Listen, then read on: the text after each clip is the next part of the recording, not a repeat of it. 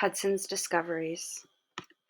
Europeans wanted to find a northwest passage or a water route through the Americas. They needed this water route to get past the Americas to Asia. France sent explorers to look for this route, but nobody found it. The Dutch and the British also wanted to find a northwest passage. In 1609, the Dutch hired Henry Hudson, a British explorer, to find a route to China.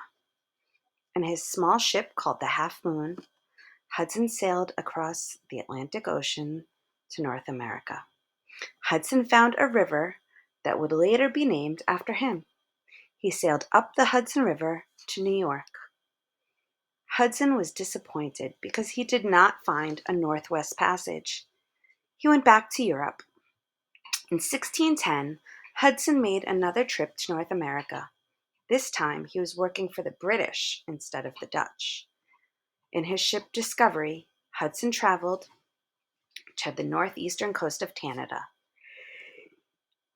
He sailed through the icy waters of the Hudson Strait.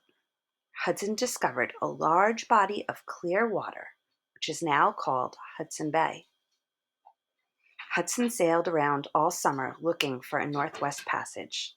When winter came, Hudson and his crew had to camp on the bay. The weather was freezing, and the group had only a small amount of food. When winter ended, the ship could sail again. Hudson wanted to keep exploring. The rest of the sailors were tired and hungry and wanted to go home. Finally, the crew was angry enough to take over, or mutiny. They forced Hudson, his son, and a few sailors onto a small boat. Then the rest of the crew sailed away and tried to get back to England. Only a few of them made it. Henry Hudson was never heard from again. Nobody ever found a northwest passage to Asia.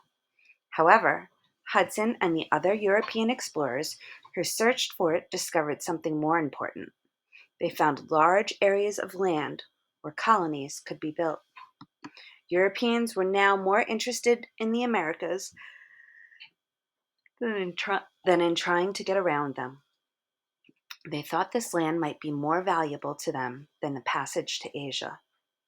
European leaders began to think the Americas might be a good place to start colonies.